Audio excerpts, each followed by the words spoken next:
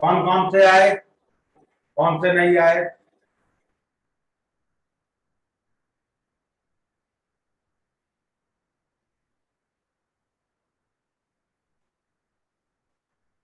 बोलो।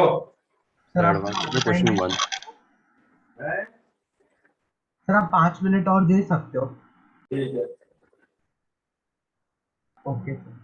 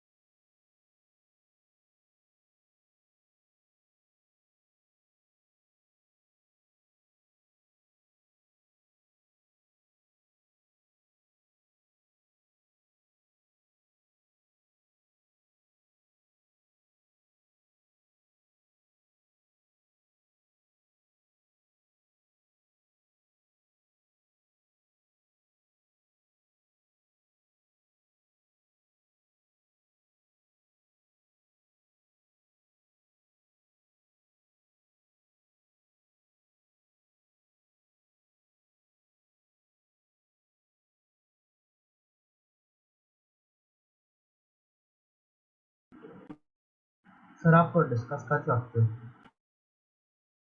बोलो कौन सा करना है? सर सेकंड और 7। सेकेंड और सेवन, उसी Question का one. सर फर्स्ट भी। First sir fourth. 1 2 4 7। बाकी याद है? देखो इसमें काफी, सुनो, वाला भी होता है।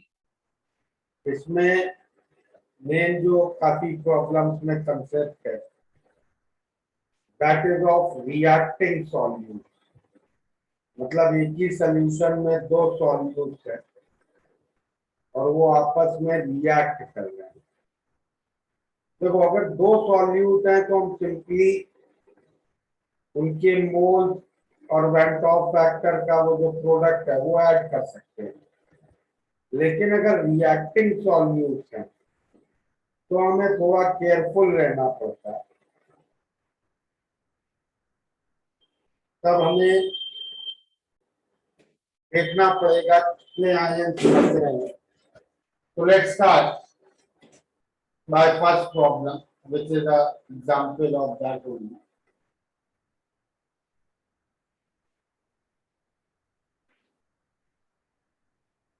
क्या given है first problem में? 1 liter solution is prepared by dissolving lead nitrate in water. Lead nitrate हो गया Pb NO3 whole twice. Boiling point दिया 100.15, मतलब delta T is 0.15। This should be kbmi। kb water का दिया है 0.5 into molality of lead nitrate, correct, into lead nitrate का went of factor 3। तो इससे कितनी आ गई? मोलालिटी 0.1, मतलब मोल्स ऑफ लेड नाइट्रेट जो हम लोगों ने सोल्यूशन में डाले थे दे आर 0.1। करेक्ट, यहां तक क्लियर है?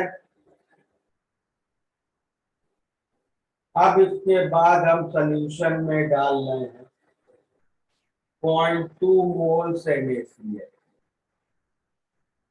0.2 मोल NaCl डालेंगे तो लेड नाइट्रेट के पहले से आयंस हैं। क्या क्या आयंस हैं? Pb2 प्लस आयंस हैं और NO3 माइनस आयंस। हमने और डाल दिए Na प्लस आयंस और Cl माइनस आयंस। तो अब इस सॉल्यूशन में सारे आयंस के मोल्स क्या हैं? करेक्ट, ये है इनिशियली जैसे ही NaCl डाला ये मोल्स हैं। यहां तक क्लियर है? Yes. अब क्या होगा? PbCl2 स्पेरिंगली सॉल्युबल सॉल्ट है।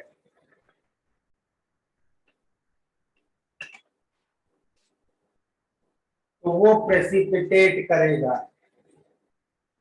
करेक्ट, मतलब ये जो रिएक्शन है अब ये इक्विलिब्रियम अचीव करेगा।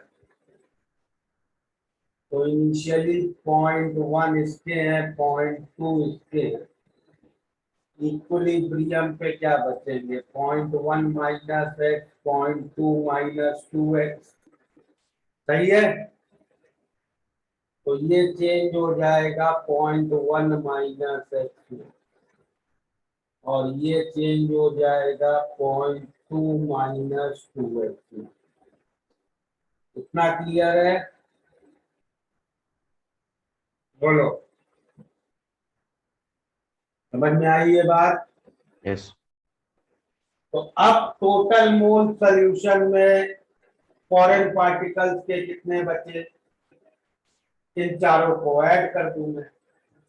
और अब फ्रीजिंग पॉइंट का डिप्रेशन कितना दिया है 0.83। अब ध्यान से देखना इक्वेशन, KF है 1.86 इनटू सारे आयंस की फाइनल मोलैलिटी टोटल में क्या बची है 0.7 माइनस 3 है, करेक्ट। Yes, sir. अब हम एक एक आयन को इंडिविजुअली देख के हर एक की मोलैलिटी निकाल के ऐड कर ले रहे हैं, ठीक है। और अब वेंटॉक फैक्टर नहीं आएगा, क्योंकि वेंटॉक फैक्टर तुम्हें क्या बताता था, आयंस के बारे में ही बताता था ना, करेक्ट, कि भाई हमने एक मोल डाला, इफेक्टिवली वो कितने मोल्स की तरह बिहेव कर रहा है। अग्रीड। Yes, sir. तो यहां से 0.7 माइनस 3x हो गया कितना 0.83 अपॉन 1.86, तो 0.3 माइनस 3x कितना हो गया 0.83 अपॉन 1.86 माइनस 0.4, तो यहाँ से 0.1 माइनस x निकाल सकते हो तुम,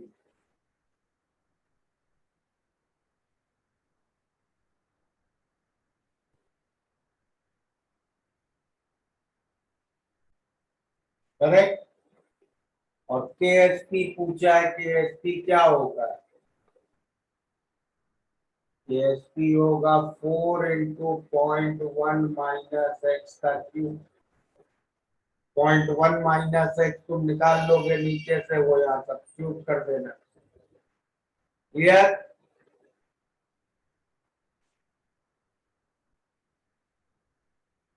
समझ गए।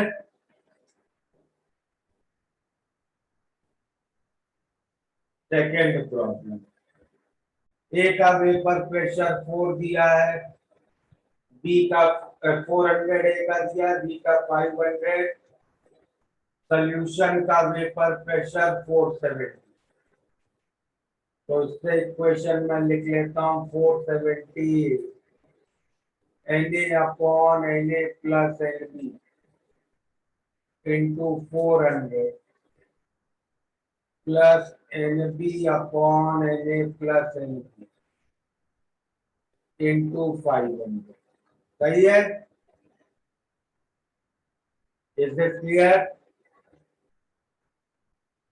तो यहाँ से आ गया 70 Na is equal to 30 Nb, एक इक्वेशन ये हो गया। अब इस सोल्यूशन में एक और चीज डाली सी, 600 उसका प्रेशर, टोटल प्रेशर हो गया 496। हर एक का मोल फ्रैक्शन वेपर फेज में निकालना है। तो अगली इक्वेशन लिख सकता हूं मैं 496 is Na upon Na plus Nb plus Nc into 400 plus Nb upon Na plus Nb plus Nc into 500 plus Nc upon Na plus Nb plus Nc into 600। सही है, is this much clear. Yes sir. तो इसको मैं simplify करके ऐसे लिखता हूँ 96 is equal to 4 Nb plus 104 Nc। ये BC के बीच एक रिलेशन आ जाएगा भाई, यहाँ से Na को क्या लिख सकते हो तुम, या Nb को क्या लिख सकते हो, 7/3 Na। यहाँ रख दोगे तो 96 Na is 28/3 Na plus 104 Nc। तो क्या आएगा इससे? 96 मतलब एनसी निकाल सकते हो? बताओ एनसी कितना आएगा एनए टर्म्स में?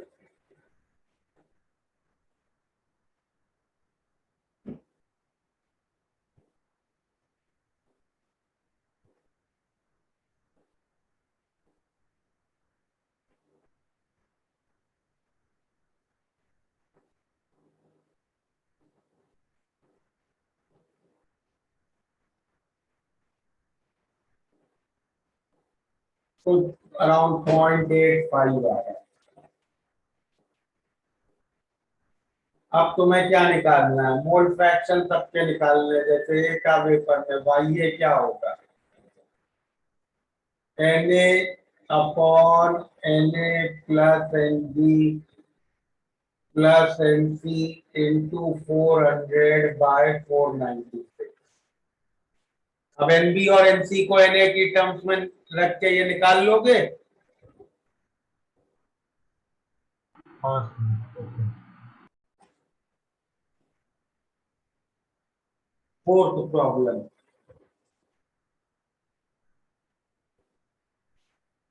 100 ग्राम 10% बाय वेट यूरिया सोल्यूशन। तो एक बीकर में मेरे पास 100 ग्राम सोल्यूशन 10% बाय वेट यूरिया, और दूसरे बीकर में मेरे पास है 200 ग्राम 10% बाय वेट ग्लूकोज। ओके, और इन दोनों को एक सेम क्लोज्ड जार के अंदर रख दिया है। हमें मास परसेंटेज चाहिए यूरिया की इक्विलिब्रियम। इन दोनों सॉल्यूशंस की में मोल फ्रैक्शन अलग अलग होगा। हाँ सर। मोल फ्रैक्शन अलग अलग होगा तो इन दोनों में वाटर वेपर का प्रेशर इन सॉल्यूशन के ऊपर अलग अलग होगा। अग्रीड? Yes sir. अब वाटर वेपर का प्रेशर इनके ऊपर, यहाँ जो वाटर वेपर प्रेजेंट है इसका प्रेशर अलग अलग है और दोनों सेम जार के अंदर है। You know, a gas flows from higher pressure to lower pressure, correct? Yes sir. इनमें से कोई एक हायर होगा, कोई लोअर। मान लो ये हायर है तो यहाँ से वाटर वेपर यहाँ फ्लो करेगी, करेक्ट? लेकिन इस सॉल्यूशन में, दूसरे वाले में तो ऑलरेडी वो अपने वेपर के साथ इक्विलिब्रियम में, तो ये जो एक्स्ट्रा वेपर आएगी इसका क्या होगा? इसको यहाँ कंडेंस होना पड़ेगा, लिक्विड वाटर बनना पड़ेगा, करेक्ट? हाँ सर। और यहां से वेपर चली गई तो यहाँ का इक्विलिब्रियम डिस्टर्ब हो गया, तो यहाँ क्या होगा? और वेपर बनेगा। होना पड़ेगा। तो बेसिकली होता क्या जाएगा? एक सॉल्यूशन और डाइल्यूट होता जाएगा और एक कंसंट्रेटेड होता जाएगा, करेक्ट? और ये कब तक चलेगा? जब तक वेपर प्रेशर सेम ना हो। जब तक दोनों जगह वेपर प्रेशर सेम ना हो जाए। और वेपर प्रेशर सेम होने का मतलब दोनों सॉल्यूशंस में सॉल्यूट का मोल फ्रैक्शन सेम हो जाना चाहिए, करेक्ट? हाँ सर। तो पहले सॉल्यूशन में सॉल्यूट का मोल फ्रैक्शन क्या है? 10 ग्राम यूरिया, मतलब यूरिया के moles 10/60 upon 10/60।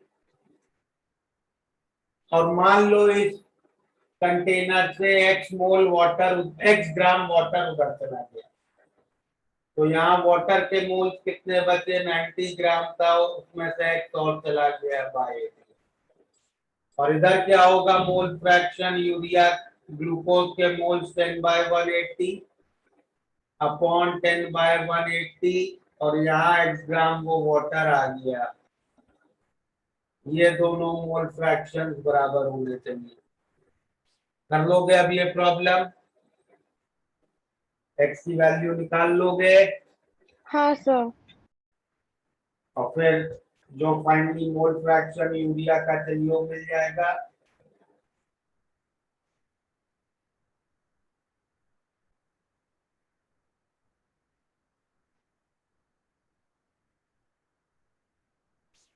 Seventh problem. Sir वो फोर्थ प्रॉब्लम में मोल फ्रैक्शन वुड बी 20/180 ना, 20/180 करके। हाँ हाँ, ओके ओके। हाँ ठीक है। तो 200 gram. Okay sir.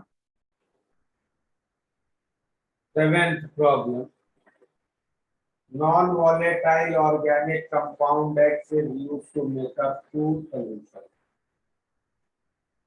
Solution A contains 5 gram of X in 100 gram water. Solution B contains 2 gram X in 100 gram water. Solution A का वेपर प्रेशर दिया है और B का भी वेपर प्रेशर दिया है। Solution A has vapor pressure. Solution B has same vapor pressure at normal boiling point of temperature. Assume X goes partial dimerization in W. Determine the percentage. तो water में Van't Hoff factor 1 है, ये बताना चाह रहे हैं। तो normal boiling point पे प्रेशर किसी भी लिक्विड का होता है 760। तो ये हो गई relative lowering of vapour pressure. Correct, this should be mole fraction of solute. Water में क्या डाला है? 5 ग्राम इन 100 ग्राम वाटर, तो 5 बाय मोलर मास एन मान लो upon 5 by N plus 100 gram water में ना 100/80। ये एक इक्वेशन है, इससे एन मिल जाएगा। फिर बेंजीन में क्या हो रहा है? डाइमराइजेशन हो रही है, फिर से यही इक्वेशन। और बेंजीन में कितना डाला है? 2 gram in 100 gram benzene, 2/n upon 2/n plus 100/70 है। लेकिन यहाँ डाइमराइजेशन भी हो रही है, मतलब वेंट ऑफ फैक्टर की भी कुछ वैल्यू है। तो m पहली इक्वेशन से मिल गया है, उसको सेकंड इक्वेशन में सब्स्टिट्यूट करके i मिल जाएगा। करेक्ट, हाँ यस सर। i मिल गया। i will be 1 plus dimerisation हो रहा है तो y हाफ होगा। i is 1 plus half minus alpha. i की वैल्यू यहाँ रख के अल्फा निकाल लेना। ठीक है, ओके सर। एडवांस लेवल हो गया complete.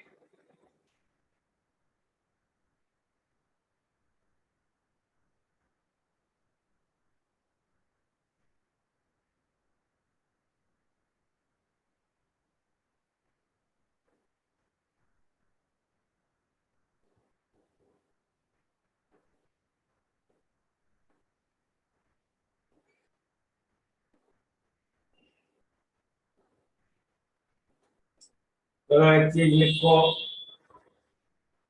Oswald walker experiment. This experiment is used to find molar mass of unknown compounds which are water soluble. Okay,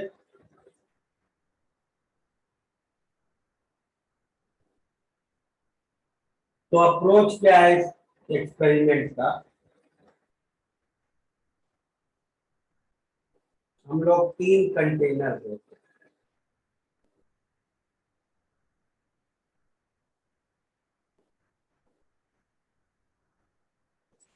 ये है 3 कंटेनर, ठीक है। पहले कंटेनर में हम एक सॉल्यूशन रखते हैं, जिस कंपाउंड का हमें मोलर मास निकालना है उसका एक नोन मास लेके नोन अमाउंट ऑफ वाटर में डिसॉल्व करके एक सॉल्यूशन बना लेते हैं, जिसको हम पहले कंटेनर में रखते हैं, ठीक है। दूसरे कंटेनर में हम रखते हैं प्योर वाटर, और तीसरे कंटेनर में हम लोग रखते हैं कोई ड्राइंग एजेंट। ये सेटअप क्लियर है सबको?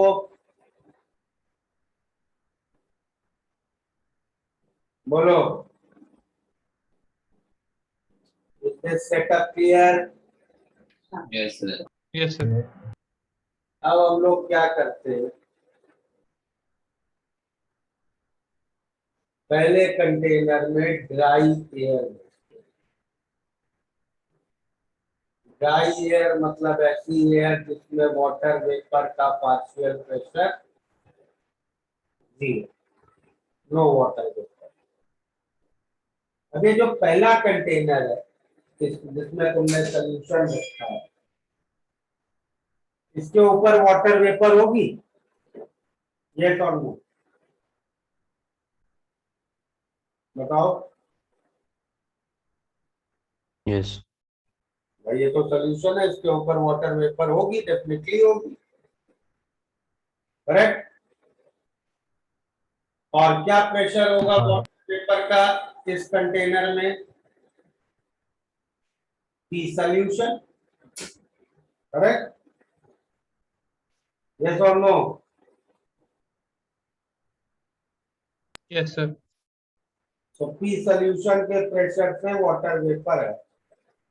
अब जब मैं ड्राई एयर पास करूंगा तो ड्राई एयर में भी फिर वाटर वेपर तो मिक्स होगी अंदर, एयर का तो composition will remain uniform throughout, gases will mix uniformly, correct, yes और no? Yes sir. Yes sir. ये जब एयर बाहर आएगी इस बीकर से हम बाहर निकालेंगे तो इसमें वाटर वेपर का पार्शियल प्रेशर क्या होगा? पीएस के बराबर। Is this clear? हाँ सर। अब इससे होगा क्या, मतलब एयर जो है इस सोल्यूशन से, मतलब इस कंटेनर से कुछ वाटर वेपर लेके निकल आई है, करेक्ट। हाँ। उससे क्या होगा, इस बीकर में हमें एक वेट लॉस मिलेगा, भाई इसका मास कम हो जाएगा ना। अगर इससे कुछ अमाउंट बाहर चला गया है तो इस बीकर का टोटल मास कम हो जाएगा, यस। यस। तो इस बीकर में हमें एक वेट लॉस देखने को मिलेगा, I am calling that as weight loss 1, और वो वेट लॉस 1 किसके प्रोपोर्शनल होगा? पीएस के, अग्रीड? हाँ। अब इस एयर को मैंने जो निकाला उसको सेकेंड बीकर में पास करा दिया। प्योर वाटर के ऊपर प्रेशर क्या होगा? P not, agreed? और पी नॉट तो डेफिनेटली पीएस से ज्यादा ही होगा,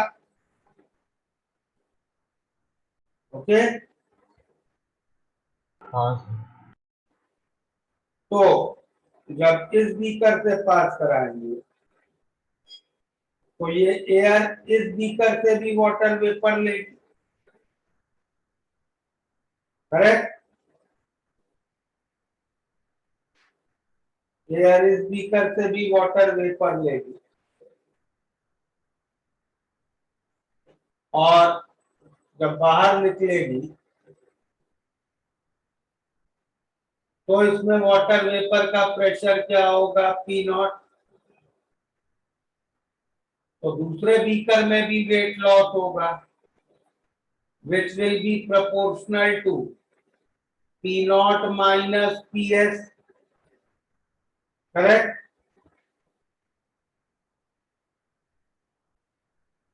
Yes or no? Yes, sir.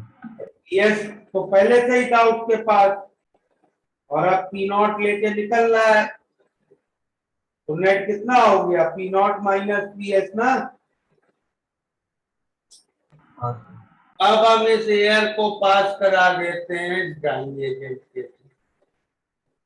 Drying agent क्या करेगा, सारी वाटर वेपर एब्जॉर्ब कर लेगा। तो थर्ड बीकर में हमें वेट गेन मिलेगा, and this weight gain will be proportional to P naught, correct?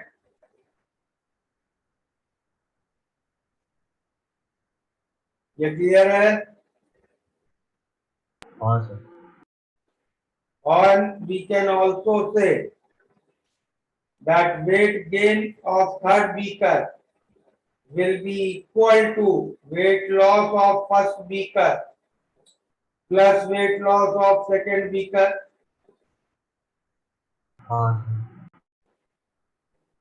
तो एक इक्वेशन तो हो सकता है कई बार इनमें से दो ही वैल्यू दी जाए, तो तुम चाहो तो तीसरी निकाल सकते हो,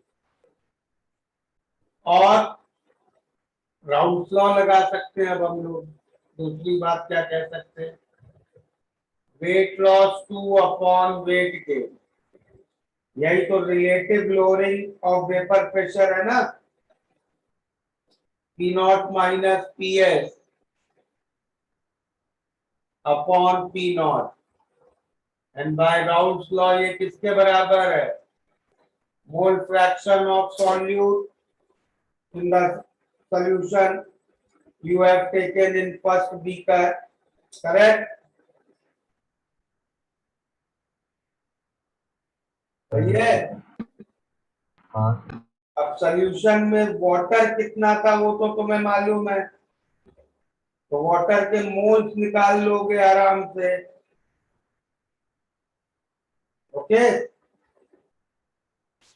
सॉल्यूट का मास मालूम है, एक बार मोल फ्रैक्शन पता चल गया तो सॉल्यूट के मोल्स भी आ जाएंगे, और सॉल्यूट के मोल्स आ गए तो उसका मोलर मास निकाल सकते हो। क्लियर, समझ में आ गया ऑसवर्ड वॉकर एक्सपेरिमेंट? हाँ सर। नोट कर लिया है?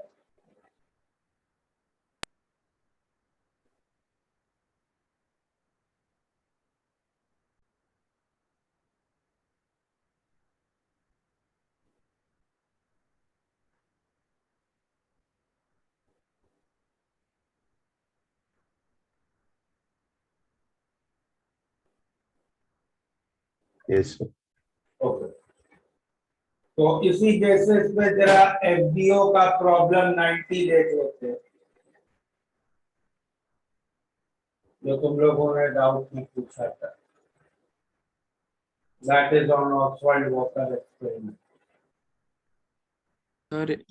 सर एक सेकंड, प्रीवियस पेज।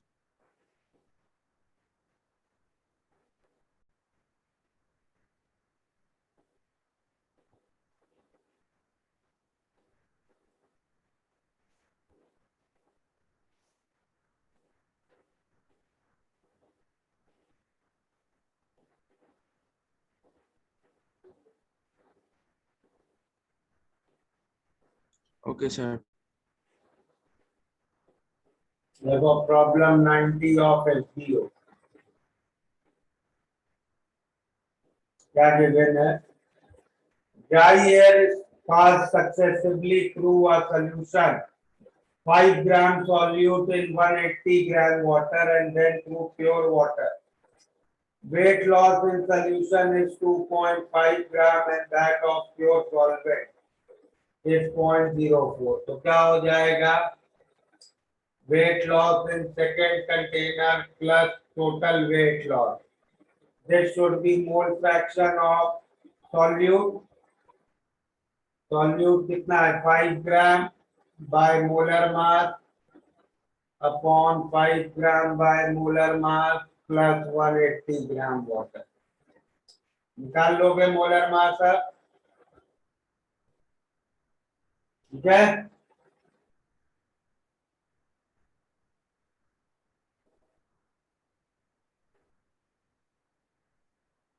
और दूसरा डाउट था 27th problem of SB. 27th problem में 5.85 weight by volume percent NaCl का ऑस्मोटिक प्रेशर किसके क्लोजेस्ट है? By 5.85% weight by volume. इसका मतलब क्या हुआ? 100 ml सॉल्यूशन में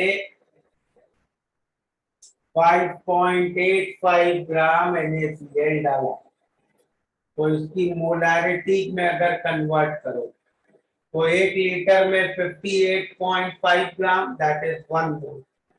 तो मोलारिटी ऑफ NaCl इज 1 और NaCl का वेंट ऑफ फैक्टर हमें मालूम है 2, तो इसका ऑस्मोटिक प्रेशर रफली 2 RT होगा। अब जो गिवन ऑप्शन है उसमें you can see that will match, answer will match to option C. 2 molar sucrose solution का ऑस्मोटिक प्रेशर भी रफली 2 RT होगा, correct? Okay, yes.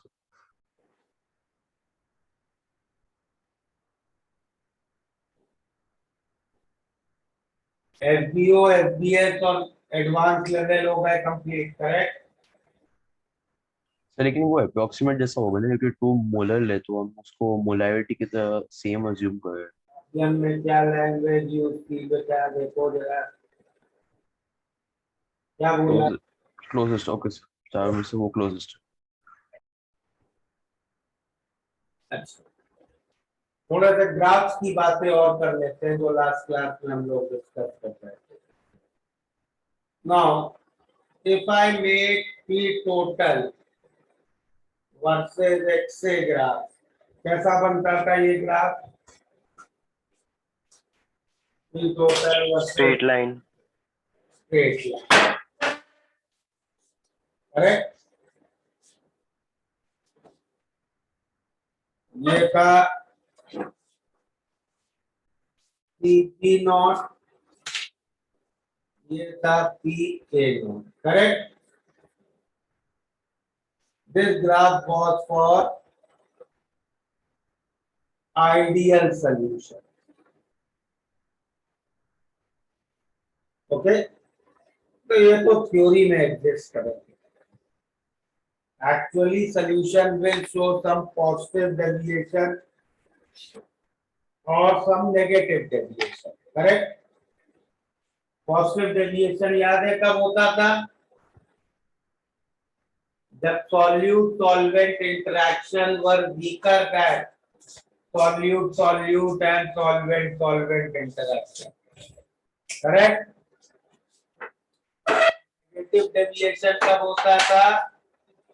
When solute solvent interactions were stronger.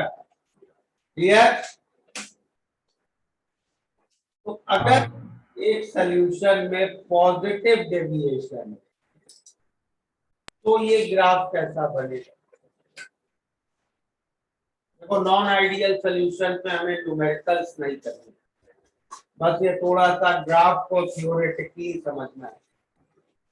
तो अगर एक सॉल्यूशन नेगेटिव डेविएशन शो कर रहा है तो ये ग्राफ कैसा बनेगा?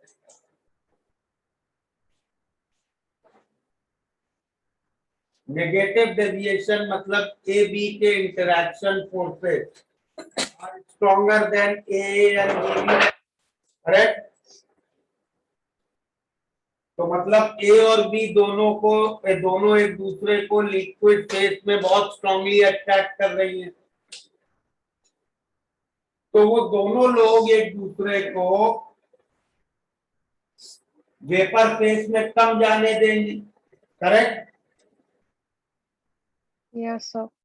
तो जो एक्सपेक्टेड वेपर प्रेशर है, ये लाइन होती आइडियल वाली, एक्चुअल वेपर प्रेशर हमें हमेशा इससे थोड़ा कम मिलेगा, क्लियर। हाँ सर। और सिमिलरली अगर सॉल्यूशन पॉजिटिव डेविएशन शो कर रहा होता तो अट्रैक्शन कम हो गए, लोग इजीली जाते, और वेपर प्रेशर हमें एक्चुअली थोड़ा हायर मिलता है, पॉजिटिव डेविएशन। सर फिर से थोड़ा नेगेटिव डेविएशन समझा सकते हो आप?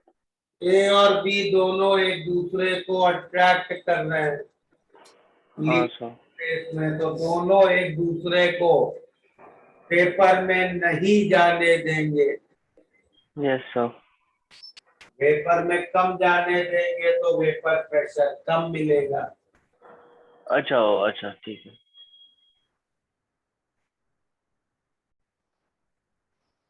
तो एक्चुअली तो solutions will show a small positive or a small negative deviation, but some solutions show a very large positive or large negative deviation.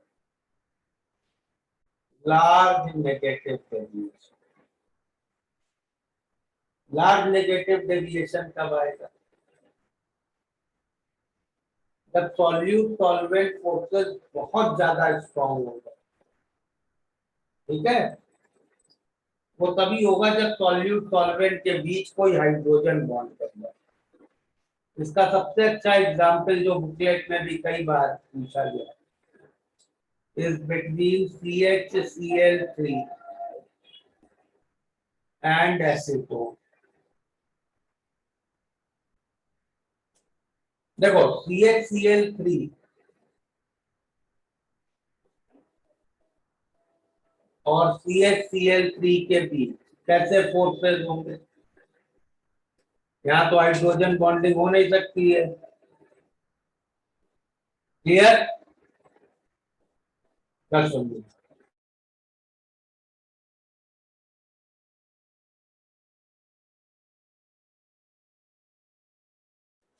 Correct. यहाँ तो हाइड्रोजन बॉन्डिंग होगी नहीं, अग्रीड। Yes, sir. हाँ यहाँ हाइड्रोजन बॉन्डिंग होगी नहीं, तो सिर्फ वैन डर वाल्स फोर्सेस है। सिमिलरली CH3COCH3 और CH3COCH3 इनके बीच भी केवल वैन डर वाल्स फोर्सेस है, क्लियर।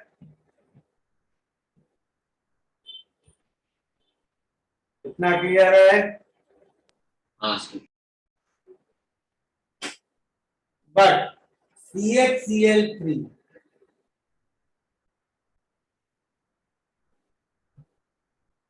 और CH3COCH3 के बीच हाइड्रोजन बॉन्डिंग है, करेक्ट।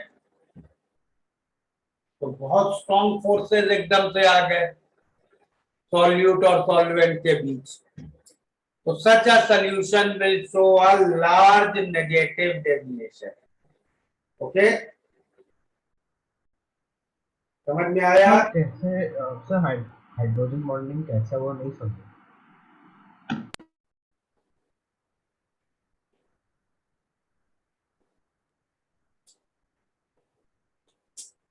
तीन क्लोरीन इंडक्टिव इफेक्ट लगाएंगे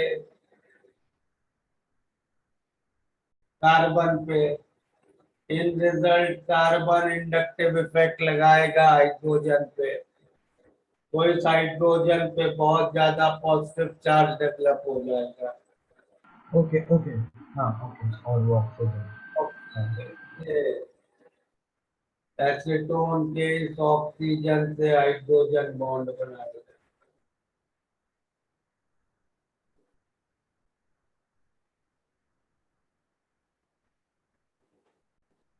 तो सच अ सॉल्यूशन जो लार्ज नेगेटिव डेविएशन शो करते हैं, इनका ग्राफ बनाओगे तो their graph will show a clear minima, ऐसा ग्राफ पड़ेगा।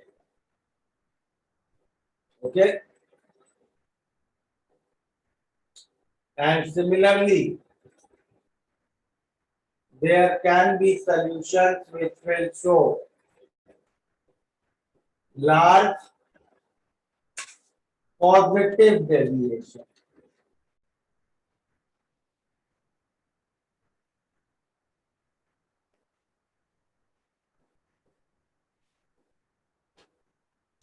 लार्ज पॉजिटिव डेविएशन शो करेंगे।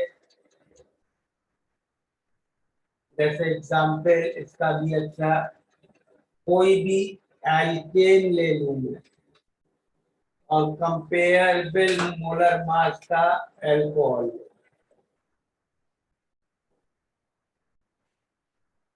अब एल्केन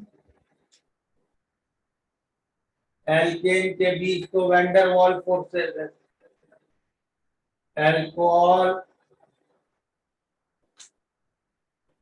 और एल्केन के बीच, या एल्कोहल में तो हाइड्रोजन बॉन्डिंग हो जाएगी, सही है। इसमें तो OH ग्रुप है ना, लेकिन एल्कोहल एल्केन में हाइड्रोजन बॉन्डिंग नहीं होगी, no hydrogen bonding. So AB forces are weaker than A and AB forces, correct?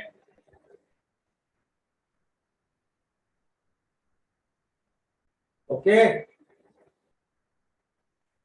हाँ तो इसके ग्राफ में we will see a clear maxima.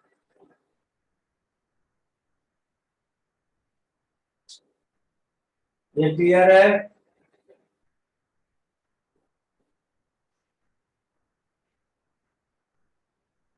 हाँ सर।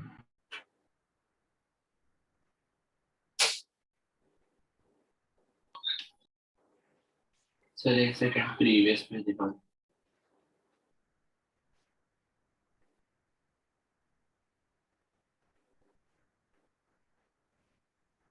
हाँ डन।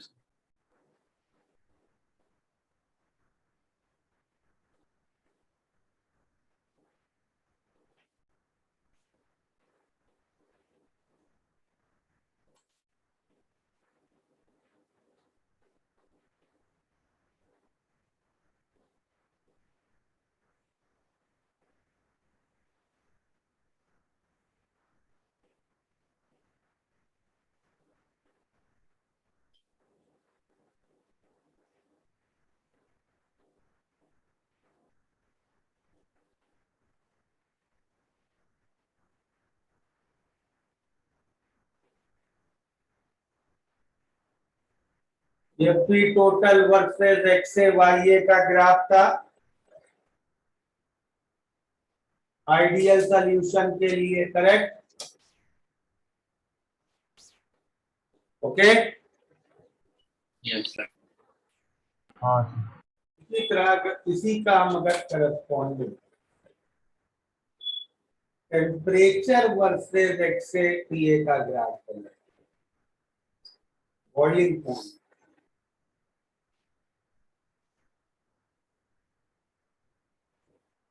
तो ये ग्राफ बनेगा ऐसा।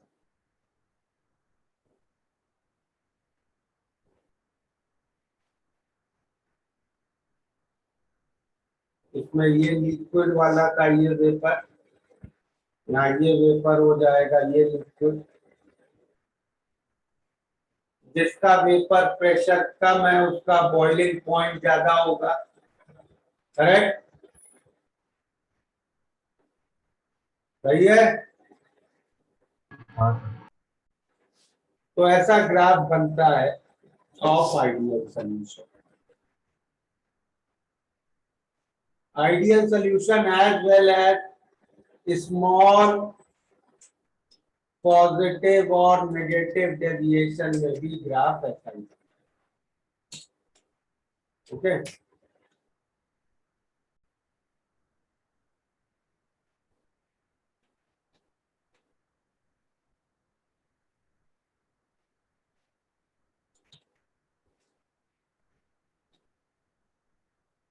हो गया अपना नोट.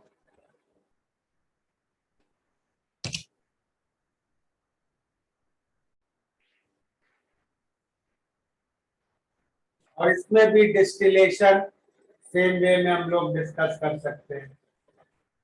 बट इसमें कौन सी डिस्टिलेशन होगी? इस डिस्टिलेशन को हम लोग कहेंगे आइसोबारिक डिस्टिलेशन. क्योंकि अब हम लोग प्रेशर कांस्टेंट रखेंगे, टेम्परेचर वेरी करेंगे.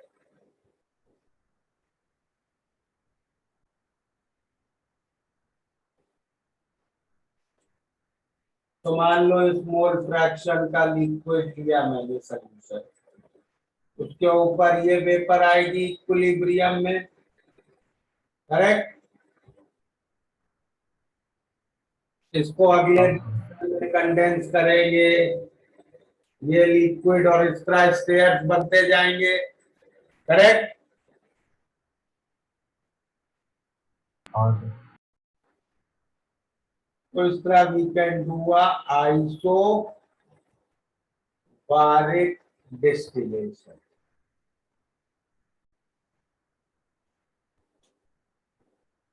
बट अगर solution is showing a large positive or a large negative deviation, तब क्या होगा? ये नोट करो.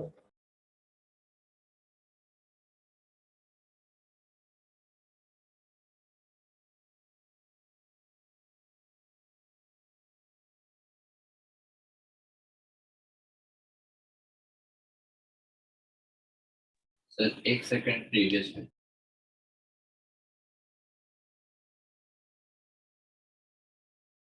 हाँ डन सर.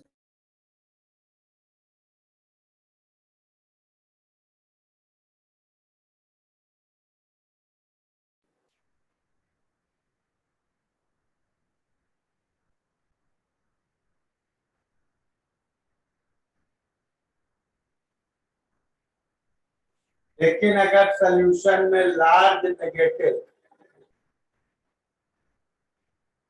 और लार्ज पॉजिटिव डेविएशन है,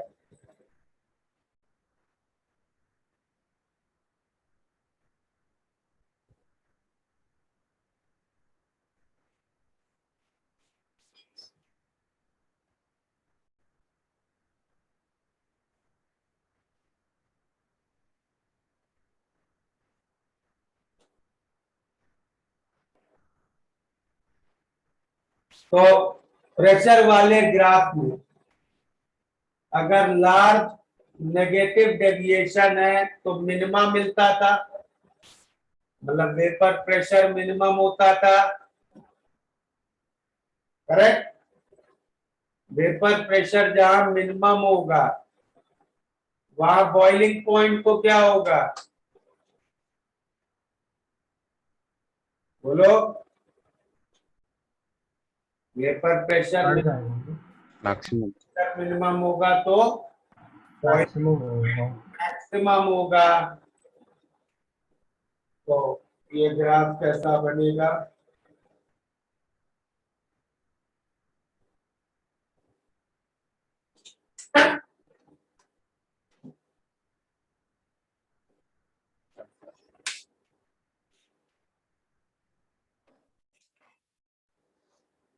ठीक है. और सिमिलरली लार्ज नेगेटिव में, सॉरी लार्ज पॉजिटिव में we will get a minimum. ये लिक्विड ये वेपर उल्टा होगा. ये वेपर ये लिक्विड. अब इसमें जो मैक्सिमा या मिनिमा वाले पॉइंट होते हैं ना, इन पे देखो वेपर और लिक्विड फेज का मोल फ्रैक्शन सेम होता है, तो इन कंपोजिशन के सॉल्यूशन को we call as azeotropic solution.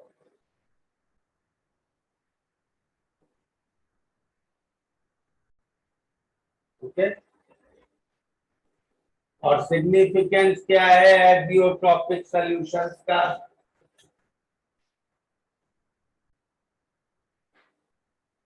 Sir तो एजियोट्रोपिक का बताओ ना क्या था?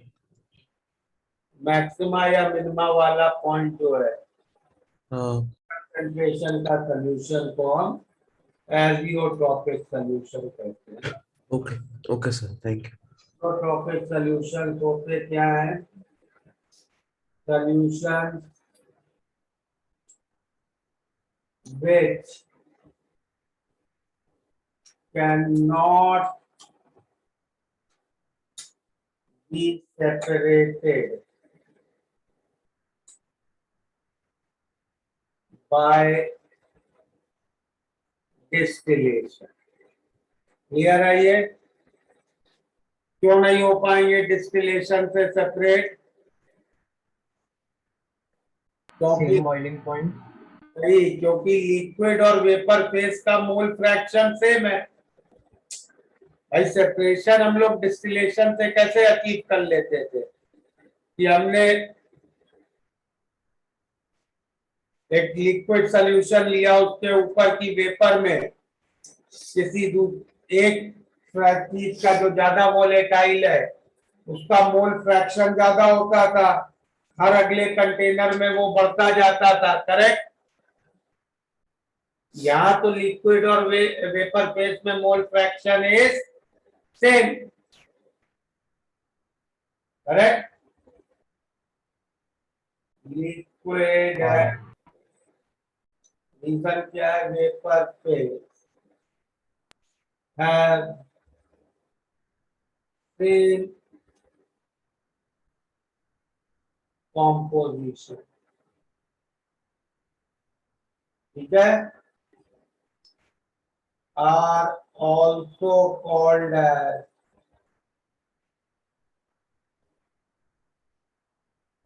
constant boiling mixture, ठीक है?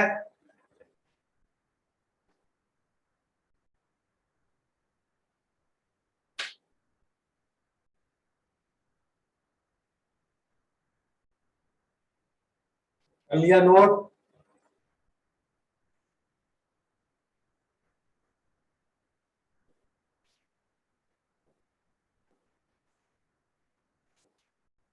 हाँ सर।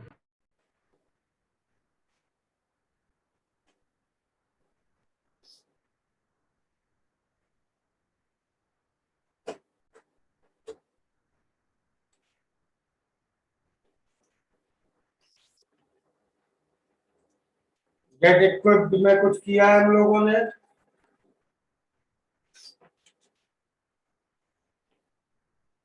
हम्म,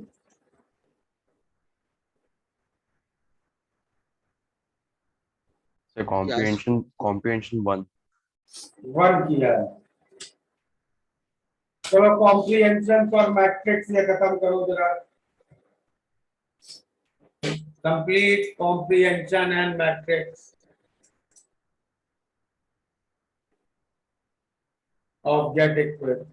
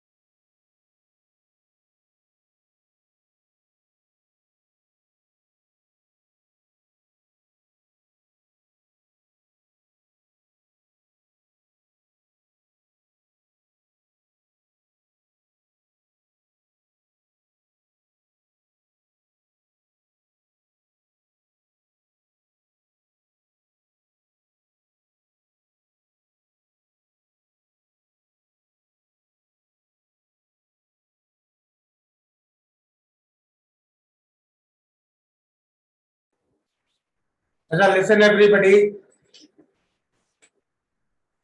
ऐसा करो,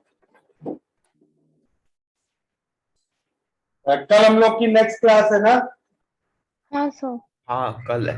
कल तक गेट इक्विप्ड फिनिश करो। कल गेट इक्विप्ड डिस्कस करेंगे और न्यूक्लियर करेंगे, ठीक है। Okay sir. Today I will stop here, okay. कल तक गेट इक्विप्ड सब लोग कंप्लीट कर लो, ओके। और चलो bye everybody. Thank you sir. Bye sir, thank you sir.